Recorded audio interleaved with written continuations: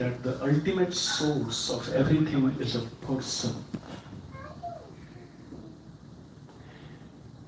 And Brahman is his impersonal aspect. And the localized Paramatma is his localized aspect. But ultimately, behind everything, there is a person. A child may think a lamp and think light. This is so nice, it's light, you know.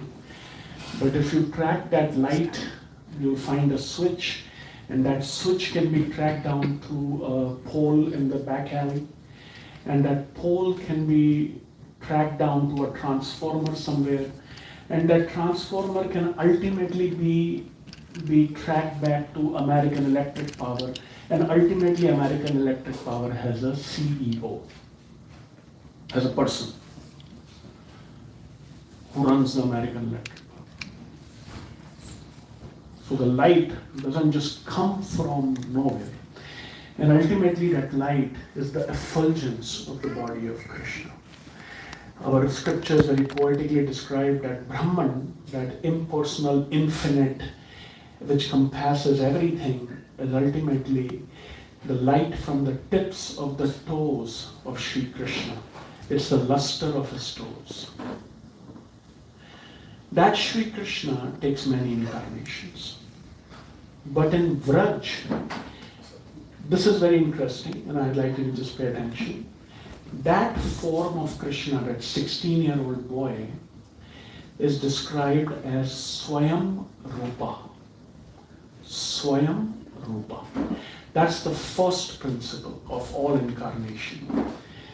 That the original candlelight, the original fountain head, in Brahma Samhita it is very beautifully described that Deeparchir eva hi dashantaram apyupetya Deepayate vivarta hetu samana dharma Yastadr eva hi cha Vishnu taya vibhati Govindam adi purusham tamaham vajana. So that original candle is Sri Krishna. He's called Bhagavan and he's known as Swayam Rupa. Now in Vraj itself, Krishna expands into many incarnations. For example, I'll give you one example, I'll ask you for another example. In Vraj, when Krishna is in the Rasa dance, the infinite number of gopis think that Krishna is with her alone. So Krishna expands into many forms, right? So if the original form is Swayam Rupa, this multifarious expansions of Krishna in Vraj, in Vrindavan, they're called Swayam Prakasha. So Swayam Rupa, Swayam means himself, Rupa means form, becomes Swayam Prakasha when he expands into multifarious forms in Vraja. They are no different than original Krishna in bodily complexion and in his emotional content and in his psychology. So Swayam Rupa expands himself into Swayam Prakasha. So one example is Rasa dance. Then you think of another example where Krishna expands himself in Vraja and there is no difference from Swayam Rupa. Okay, in Vraj, we're talking Vrindavan specifically. Yes, pastimes from Brahma. And another example. Krishna is eating lunch with the cowherd boys, and every cowherd boy feels, every gopa, as many number of gopas are there, they all feel that Krishna is personally stealing their laddu, personally putting laddu in their mouth. So this is Krishna. So this is an important principle. Krishna is a person, we are a person, and Krishna, even in Braj Leela, he reciprocates with each devotee individually. Thank you very much. So, our relationship with Krishna is very unique, very individual, very personal. And this is the beauty of this parampara, that Bhagavan, who may be far away, is not very far away. He is very near to us. Krishna says, Nam Nam Akari Bahuda, Nija Sarva Shakti. I have put all of my Shakti, all of my potency, I have invested everything in my name.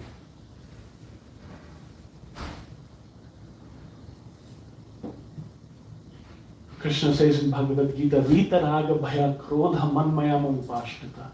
Giving up fear, anger, these pure devotees, they take shelter of me. Upashnita, Manmaya Upashnita. So Nam Namakari Bahudan is just Sarva Shakti. Every single Shakti of Bhagavan, every potency is there in his name. And that is the beauty of this parampara, that this is available to us. So Krishna in Vrindavan, in Vraj, he expands from his original form of Swayam Rupa to Swayam Prakasha. For example, when Brahma stole the cows and the cowherd boys and the calves, Krishna expanded everything, every calf and every cowherd boy and every cow was Krishna, and nobody, even his dearest devotees, his parents, couldn't distinguish, except for Balaram. And gopis never understand or never make any distinction whether Krishna is he some different Krishna. He's with everybody. And same thing with Gopas. So Swayam Prakasha. In Vraj Leela, that Swayam Prakash we talked about, he takes one more expansion, and that is called Vaibhav Prakash, and that is Lord Balarama. He is singular in that category. In Vraj, Krishna has only one expansion, which is not his Swayam Prakasha, which is his Vaibhav. Vaibhav means opulence, Prakasha, and that's Balaramji. So the difference between Krishna and Balaram, in the Swayam Prakasha, the color of the body is the same and the emotion is the same. But in Vaibhav Prakash, the color of the body is slightly different because the emotion is slightly different. And the color reflects the emotion, right? If you feel happy, your cheeks are rosy. But if you're unhappy, you have a different color on your body. So color represents bhava. A little different bhava, that is Balaram. Otherwise, except for that, there is no difference. He's the fullest manifestation of Bhagavan in Vraj. He's singular in his category of Vaibhav Prakash. Now, very funny pastime took place when Srila Prabhupada was at Kumbh Mela, and devotees were discussing among themselves. And devotees were sitting and somebody made a statement, there is no difference between Krishna and Balaram. And Mother Yamuna said, no, yes, of course there is no difference. And that was Madhudhisha Swami who said, there is no difference between Krishna and Balaram, except that Krishna is a little blackish and Balaram is a little whitish. So Mother Yamuna said, no, I have heard from Srila Prabhupada that there is one more difference. I said, what is that difference? And Yamuna Devi said that Radharani's exclusive love is only meant for Krishna. Krishna is the supreme enjoyer of Radharani. And that kind of sounded right to everybody. So now there was a little debate. Madhudhisha Maharaj said there is no difference between Krishna and Balaram except the bodily complexion. And Radharani said Krishna is the enjoyer and he's the supreme enjoyer, and Radharani's love is only meant for Krishna. So Tamal Krishna Maharaj went to Srila Prabhupada and he declared to Srila Prabhupada, Madhudhisha Maharaj says there is no difference between Krishna and Balaram except their bodily complexion. And Srila Prabhupada had a loud grin on his face, very happy. His disciples are understanding tattva. So many of the books were not even there. Today we have a whole wealth of literature from Goswamis, and at that time internet was not there.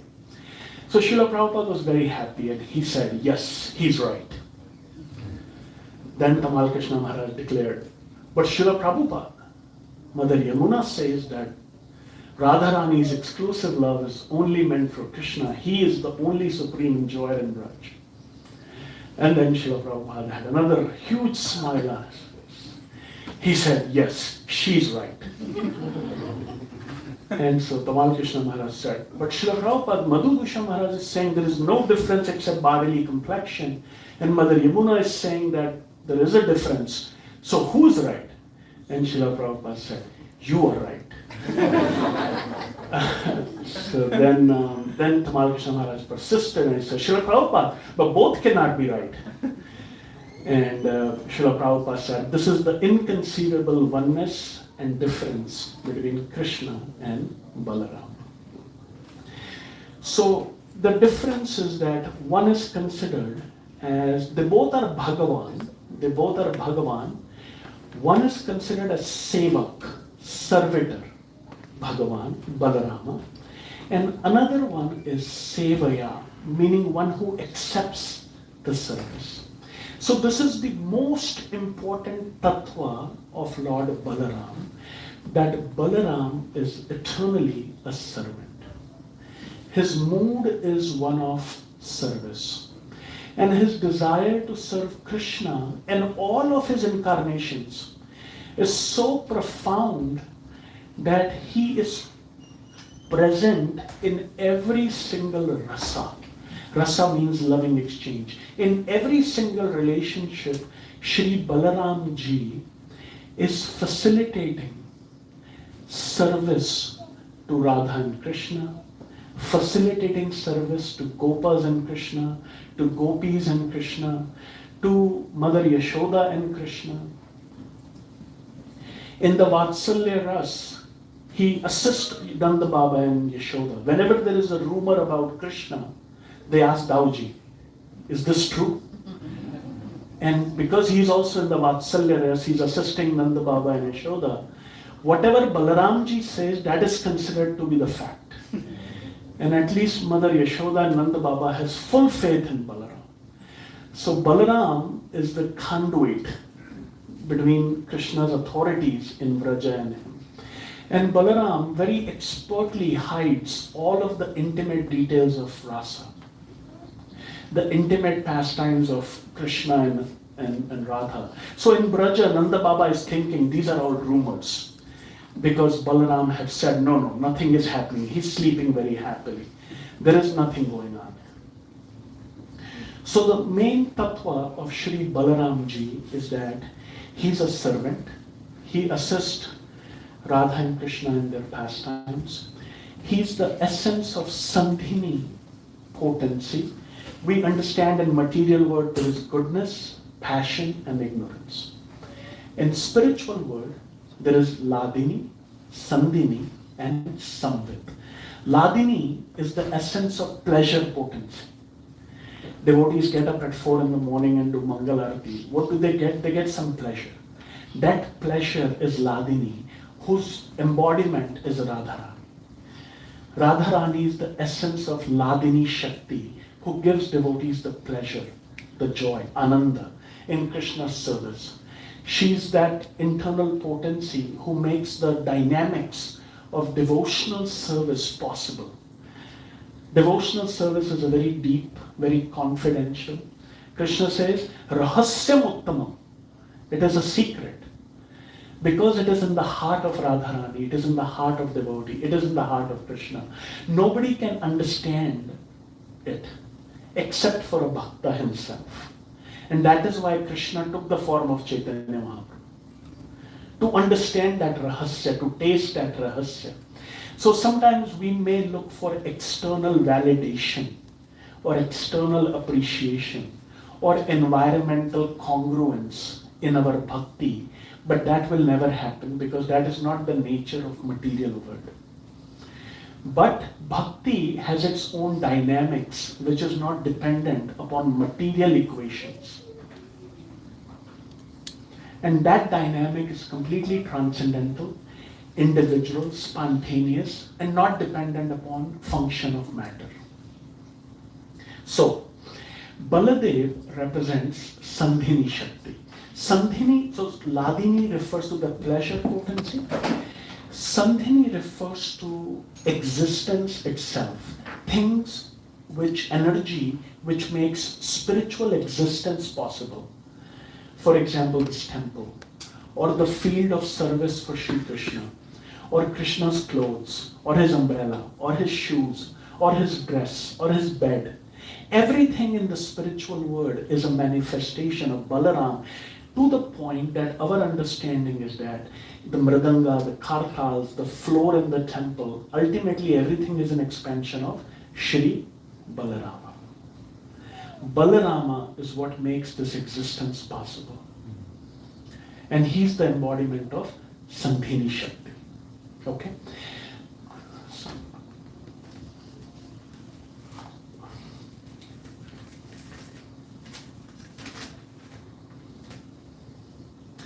In Harivamsha Puran, Krishna declares that he, referring to Balaram, and me are one.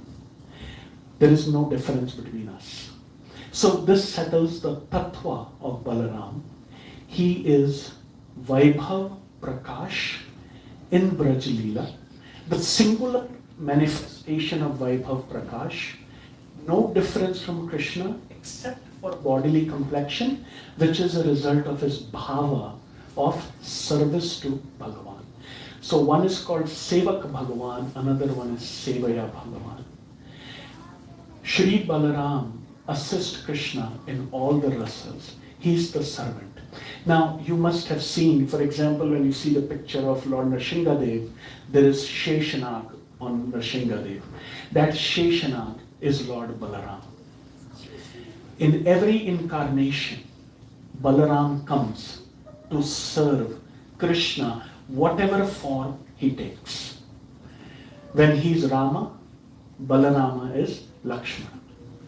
When he's Chaitanya, Balaram is Nityananda. When he's Krishna, he's Balarama. Why? Our Acharya has explained that Balaramji is emotionally incomplete without his service to Krishna. Although he's an enjoyer and he has his own gopis in Braj, but his pastimes always take a secondary role. Balaramji in Braj becomes Ananga Manjari, Radharani's sister, to assist her in her service to Krishna. When Lakshmana came, he had his consort Urmila.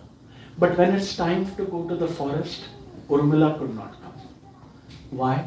Because that would create a problem in the rasa. Balaramji in Braj Leela also, his own conjugal Leela takes a backseat because he's so fixed and focused on Radha and Krishna. Vrindavan means Radha and Krishna. And Balaram plays a supporting role, an assisting role. He's an assistant.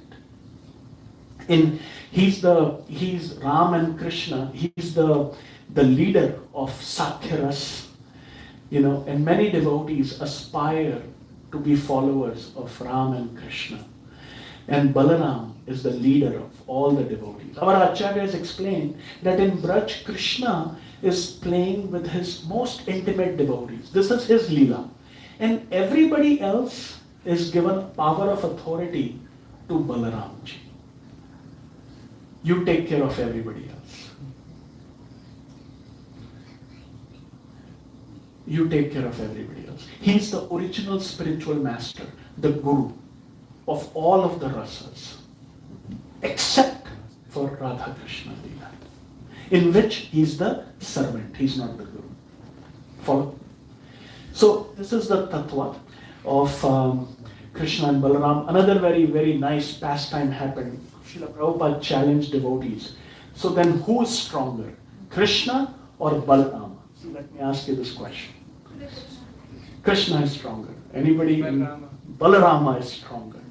He's the Mula Sankarshan, the original Sankarshan. He's holding all of the universes on his head. So he has to be stronger. And Srila Prabhupada replied that Krishna is stronger because in Vrindavan, Balaramji leans on Krishna.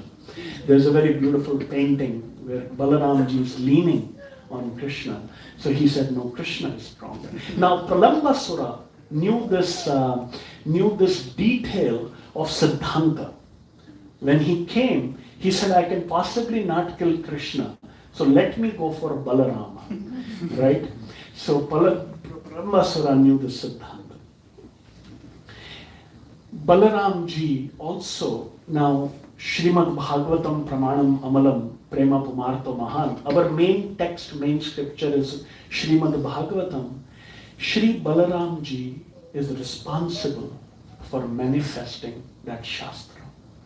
Not only he inspires Vyasadeva to write, when the sacrifice happened in Naimisharanya and everybody was sitting in the beginning of Kali Yuga and Bhagavatam was going to be spoken, Balaramji came as an embodiment of Guru Tattva.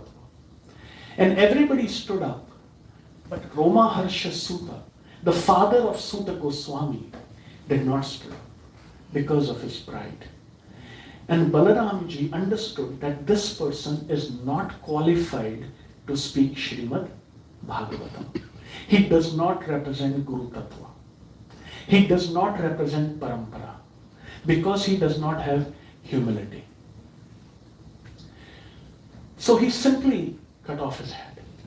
And he installed his son, Romaharsha Suta, on the seat of Bhagavatam and put his head on his head and blessed him that I am giving you the full power of attorney to speak and manifest Srimad Bhagavatam in this world. So Balaramji is the displayer or the purveyor of scripture, Srimad Bhagavatam. There is a very beautiful pastime which exemplifies Prabhupada's humility in bringing Srimad Bhagavatam to the West. And it's a beautiful story. My spiritual master tells it nicely. I'll try to do a second-hand job. So when Srila Prabhupada wanted to come to the West, at that time in Vrindavan, now we're all sitting here today enjoying this, right? What adhikar do we have? No adhikar. Zero. Absolutely zero. It is only because of Prabhupada that we are sitting here, that any of this is possible. But at that time, although Chaitanya Mahaprabhu made a prediction that in every town and village my name will be sung, and it was the most deepest desire of Bhakti Siddhanta. In Vraj, devotees were happy in 1960s, either maintaining their own matha or just doing bhakti in their own temple. They had no desire or even idea or conception to go to the West. And there is Srila Prabhupada, who's writing his Srimad Bhagavatam, penniless, no support, doing madhukari for his daily meals and telling that I want to go to the West. And devotees in Vrindavan, those who now venerate him, they would simply think that this old sannyasi has gone cuckoo. So little by little, painstakingly, in 6 years, it took Srila Prabhupada 6 years to complete his 3 volumes of Bhagavatam. And when Srila Prabhupada completed his 3 volumes, he went in Vrindavan. All the Vaishnavas, they would, Bon Maharaj, Krishnadas Maharaj, his elevated God brothers, all the Mahants, once a month in Vrindavan they would meet. And they would have an Ishta Goshti where they would discuss Shastra, they would discuss new literature which is being published, they would discuss things in the Vaishnav Samaj. And Srila Prabhupada went there.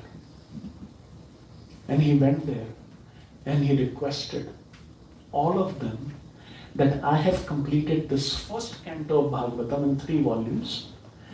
Now, fulfilling the order of my spiritual master, I want to send these books to the West so that Bhagavatam can go to the West and Krishna consciousness can be preached worldwide.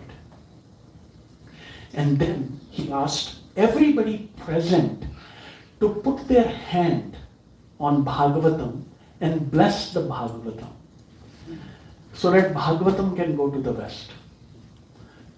And this story was told by Krishnadas Maharaj, Krishnadas Babaji, one of the most elevated God brothers of Prabhu. He would chant 192 rounds every day.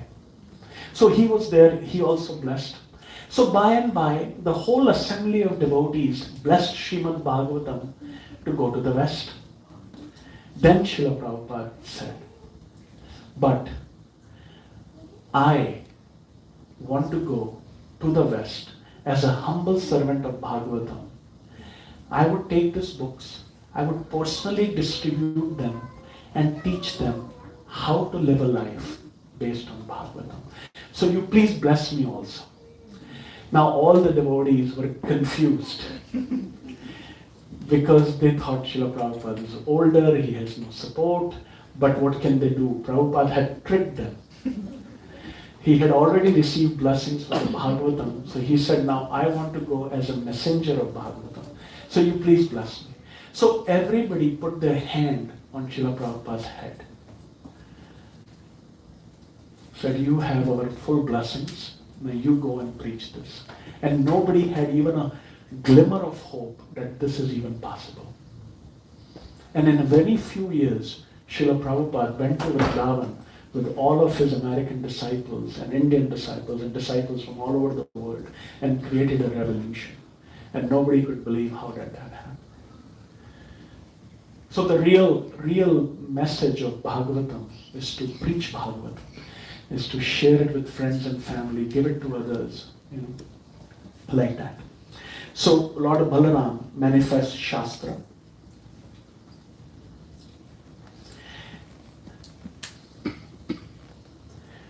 Lord Balaram comes in every incarnation with Krishna to assist him, and with all incarnations of Vishnu.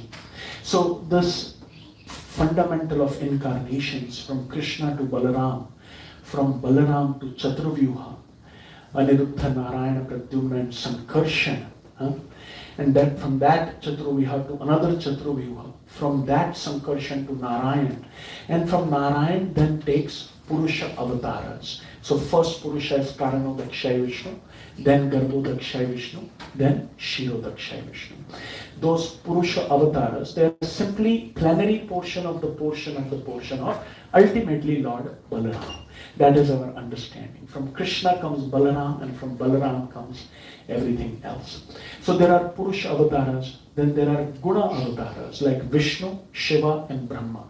They are incarnations of qualities, goodness, passion and ignorance. Then there are Manavantara avatars. In one day of Brahma, there are 14 Manus.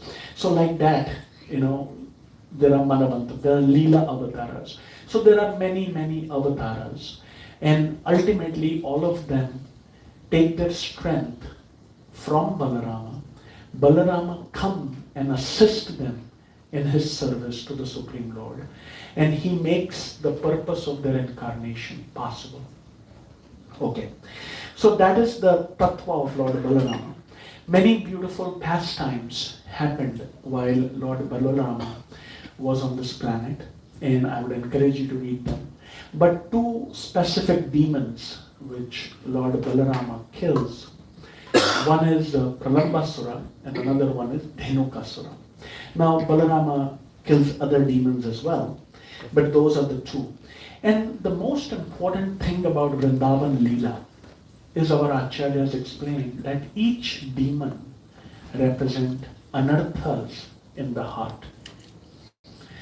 And what those anarthas are, I think they are more inspiring to me as opposed to the details of the Leela. Details of the Leela is pretty simple. Dhenukasura was an ass demon. Now, why is he an ass demon? Dhenukasura actually represents the ass-like tendencies in our own self. In one way, it sounds very pessimistic and kind of self-deprecating, but we are all kind of big asses.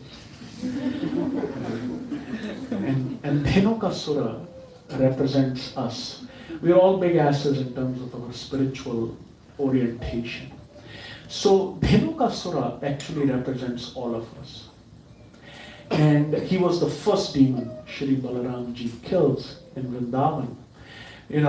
Beautiful description in Srimad Bhagavatam of the spring and how the cowherd boys are playing in Vrindavan and how they are complaining to Radha and to Krishna and Balaram, Rama and Krishna, that we cannot go to the Thalavan, because these asses, especially the Dhenukasura and his associates, they have completely taken over Thalavan, and the place smells so bad and we cannot enjoy there, we cannot go there, we cannot play there.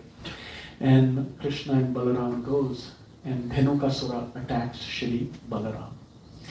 And Balaram first plays with him for a little while, but after a while he picks up his hind leg, give him a nice centrifugal force, and throws him on the tala tree, and the tree come crashing down. All of the associates of Dhenuka, the ass demon, Dhenuka for Dhenchu, they all come charging at Krishna and Krishna and Balaram really enjoyed this pastime, that they would pick up the hind legs of these asses, and, whirl them around, and then throw them at the big tala tree, and all the fruits would come crashing down, and the cowherd boys were very happy. One time this pastime was being narrated to Srila Prabhupada, and Srila Prabhupada's eyes became really wide, and he said, look how the cowherd boys have engaged Krishna and Balaram in their own sense gratification. So there is sense gratification. There is much, much more sense gratification in the spiritual world. From morning to night, Krishna and Balaram are engaged in sense gratification. And a little insignificant jiva has so many desires to enjoy. Imagine the infinite Godhead, Krishna and Balaram, how many desires they have to enjoy with us. So they are calling us to the spiritual world, always ready to enjoy in newer and newer pastimes of love. So Dhenukasura represents ignorance. He represents anartha.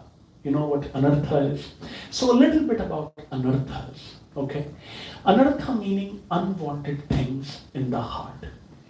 Things which are not needed for Krishna consciousness. Artha means meaning. Unearth means things which have no meaning. And I'm sure we all know ourselves, our own brain and our own mind. And we think and we speak and we do and we act in ways we're like, why did we do that? So those are called anarthas. So a little bit about anarthas. Anarthas, Srila Bhaktivinoda Thakur has described, they arise from four things. What are those four things from which anarthas arise? They arise from our previous sinful activities. Okay? Can anybody tell me the remaining three? How do anarthas arise in the heart? They arise from our sinful activities in this lifetime or previous lifetime. They arise from pious activities, from good things. You know how?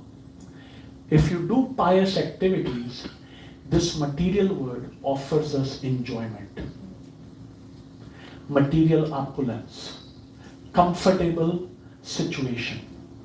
And what happens? We become addicted to enjoying that. And you will see devotees practice devotional service for a few years, they become materially well situated, and then they give up devotional service. This is a very common phenomenon. So these are the anarthas which arise from pious activities. Pious activities make you powerful, make you the controller. You're not as dependent on Krishna. So anarthas which arise from sinful activities, anarthas which arise from pious activities. What else? Two more categories. Anarthas which arise from offenses in devotion.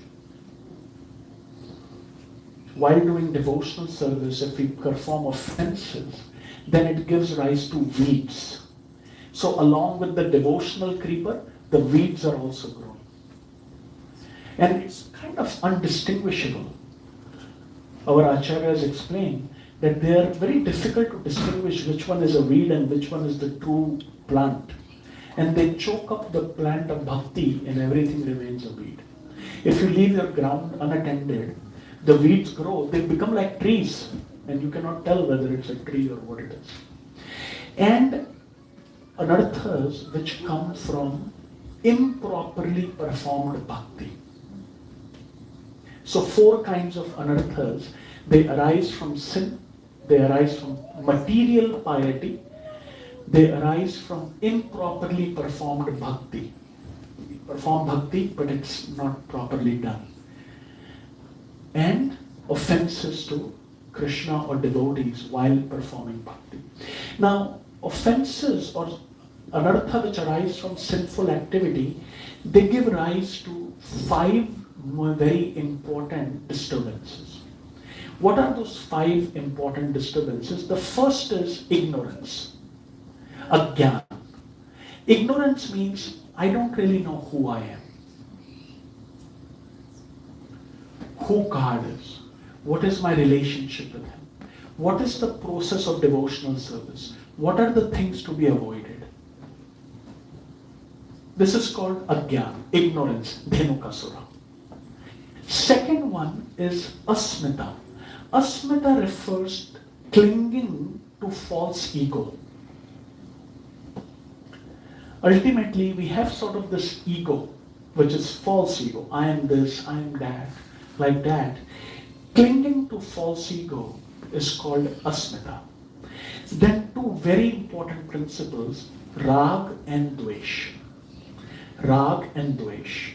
Did you ever had that experience where you really were attached to something? And because of that attachment, problems happen? Or dvesh, meaning you don't like something, and you act in such a way that problems happen.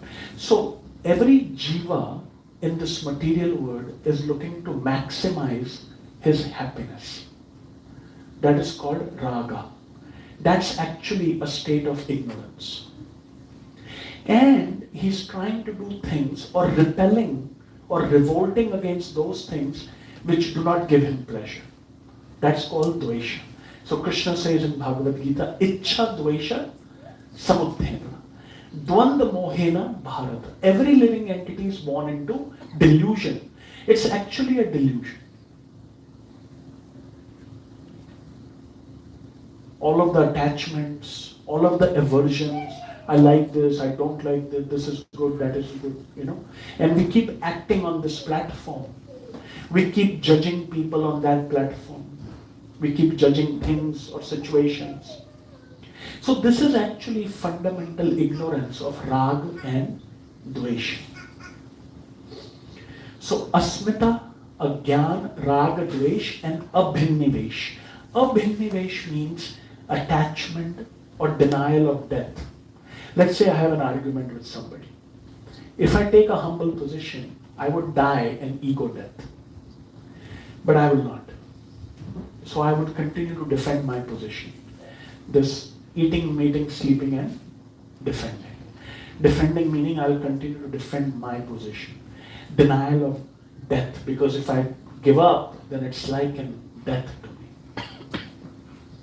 So these 5 things come from performing sinful activities. Anarthas coming from pious activities make us attached to material enjoyment and materially comfortable position in this world.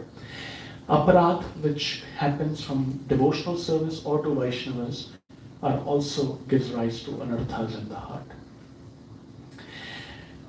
Dhenukasura represent collectively, he collectively represents this anartha of ignorance. And Pralambasura, this devotee disguised as a demon disguised as a devotee. Pralambasura thought, well, I cannot kill Krishna, let me kill Balaram. So he takes the form of a cowherd boy, enters the assembly of devotees. They are playing games. Whoever is going to lose will have to carry the other party on their shoulders. So he joins Krishna's party, and Krishna's party loses. So Pralambasura is carrying Lord Balarama. He carries him far away, ultimately shows his real form as a demon. And then Balaram kills Pralambasura. Pralambasura represents kapat, cheating, hypocrisy, showing something and doing something else. Pralambasura also represents secret attachment to opposite sex or pratishtha, position, power, control. That's Pralambasura. And Balaramji very, very poignantly, as the guru, as the spiritual master, he kills these 2 demons to remove our anarthas, to remove our ass-like mentality, and to remove our kapat or our cheating propensity. And there is something else to be talked about, anarthas, but I must stop here. So I'll take a break here. We heard about Lord Balaram today a little bit, his tattva and his rasa. If anybody else at this point like to say something, share something, or maybe have some comments or questions, we can take it here.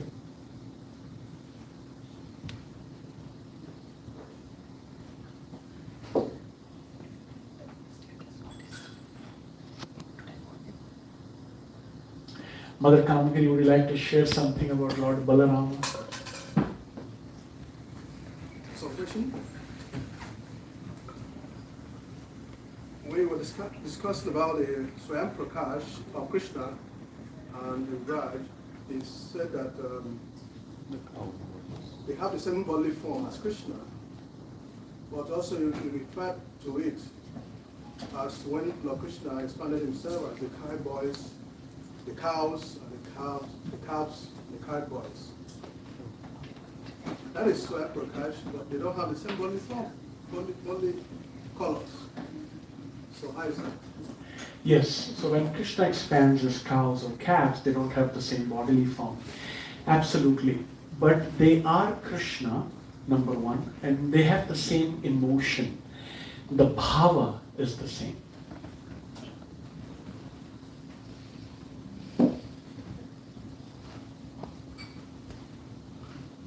I just thought your children's songs.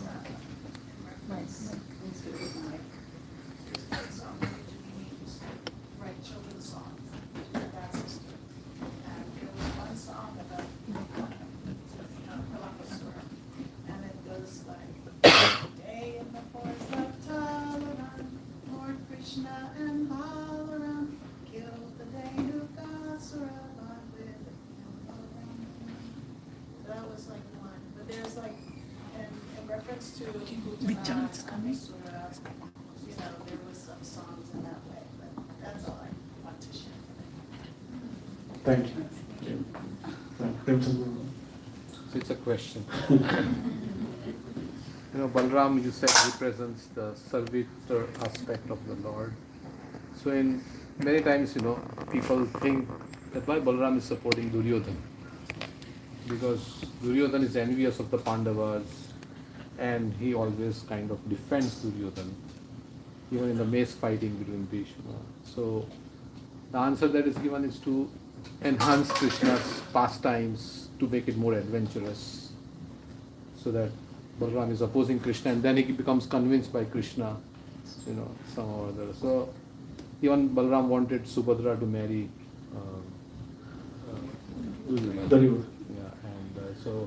So sometimes it seems like Balaram is going opposite, although he's the servitor, Supreme Personality of Godhead. Is it just to enhance the Leela of the Lord, that's why, and then become convinced by Krishna, or is there any, if you have any? So the question is, in Krishna Leela, Lord Balarama favors Duryodhana. Now, this is a very interesting and deep question, and I'd like to try to do justice to this question. First of all, our acharyas explain an answer to this question, that things are not black and white. Things have shades of gray in reality. Duryodhana, if let's say Duryodhana becomes the president of the United States, you know what's going to happen? All of the slaughterhouses will be stopped. All of the animal killing will be stopped. He was a righteous person with exemplary qualities of leadership, statesmanship. The first chapter of Bhagavad Gita glorifies Duryodhana. Half of the first chapter of Bhagavad Gita is about Duryodhana and his political diplomacy. In Bhagavad Gita, Duryodhana is and our acharyas explain that Duryodhana was a shrewd statesman. So Duryodhana, our acharyas explain, had amazing qualities. He was a follower of the Vedas. He was a true Kshatriya. He's fighting with Bhima, a true Kshatriya. And Bhima could not defeat Duryodhana. Bhima had taken the vow. 99 brothers he had killed, but there was no possibility that Bhima was going to kill Duryodhana. Unless Arjuna, encouraged by Krishna, would not have cheated. So you can imagine that most powerful warrior cannot do anything to him. And also, of course, Duryodhana, was the son of Gandhari and Dhritarashtra. I mean, imagine his stature. Duryodhana was a favorite of Balarama. Balarama carries two things, plow and mace. Now, why is this important? Sometimes this happens. A spiritual master may have a lot of disciples, but somebody who's less virtuous may be his favorite. And we see that sometimes in dealings, whether in the material realm or spiritual realm, things are not black and white, and people who may be less qualified have more position, or more facility, or more authority. Balaram's famous, what Balaram loved was fighting with the gada, mace. And Duryodhana was an expert in that. So Duryodhana was Balaram's chela, his heartfelt disciple, his heartfelt devotee. And that's where the problem lies. And Duryodhana, our acharyas explain that, his main problem, which led to everything else, was his envy of Arjuna. So our acharyas explain, Bhakti Vinod Thakur explains, Gaur Govinda Swami wrote a book on this question about Duryodhana. So Gaur Govinda Swami, I would highly encourage you to read and listen. Everything is online. He explains that Duryodhana in fact was the best king, even better than Yudhishthira. But for his envy of Arjuna. That leads to supporting Karna, that leads to disrobing Draupadi, that leads to everything. Everything he's doing because he's impelled. A perfect person who Balaram loves dearly, his best student, better than Bhima, best statesman, best politician, best warrior, best fighter, much better than any Devata, much better than any Tom, Dick and Harry of this Kali Yuga, but envious of Arjuna. And that leads then to everything else. He's trying to put down Arjuna while he's disrobing Draupadi or inviting Karna or making alliances or fighting the Mahabharata. He just cannot imagine that anybody else can get a gold medal in some other discipline. It's not even his discipline. So Balaram had a very soft corner for Duryodhana. He wanted Duryodhana to marry Subhadra. He was very upset. He wanted Duryodhana to live after the Mahabharata war. He was very upset when his dearest disciple, his blood, was defeated. Like a mother love for a child, a child can be crooked, but he's the best. So, and also it's not black and white. It was not that he was a demon, he was all bad, everything was bad. No. And that's what we see in this material world. We may not like some devotee, but he may have 10 other friends and 10 other people may like him. So how can we say he's this or he's that? Everybody is a mixed bag, so many good qualities, so many not. In our own rag and dvesh, we create tension. Duryodhana's fall down was his envy of Arjuna. And this envy led him to fight this war.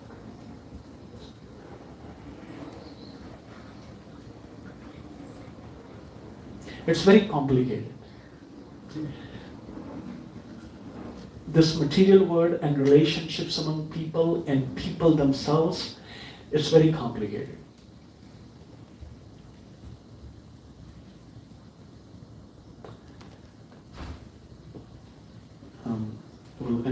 to say anything, or should we finish here? Yes. I heard Vita Korea, who got killed by Balaram, but he was a very good servant in Treta Yuga to Lord Ramachandra. What he did that in Dwapar Yuga, that he got the king's body that he was against of Lord. I hear the division of his. Do they know that what he did? He served Rama and here he became against the Balaram. What did Dvida Gorilla did to become a demon in Krishna Lila when he served Lord Rama? I don't know the answer to that. He didn't Sorry. he didn't have faith in Lakshmana, because when Lakshmana was hit by the arrow from Indrajit, he fell unconscious and he had doubts about Lakshmana's, and he also sided with Narakasur. He made alliance. So from a devotee he became a demon. He was a devotee in Treta Yuga, but he didn't have faith in Lakshmana. And who was he in Treta Yuga? Dvida. He was the same person. He was same living. Dvida. Okay. Yeah, he was living. He was assisting Lord Ram in the fight, but then because of his offenses to Lakshman, his thing changed.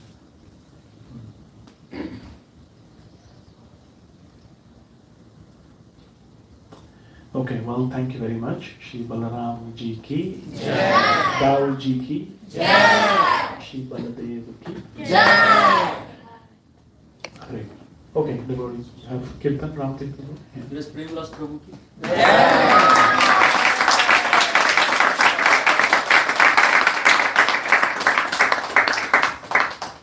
So devotees, let's all stand up for Kirtan.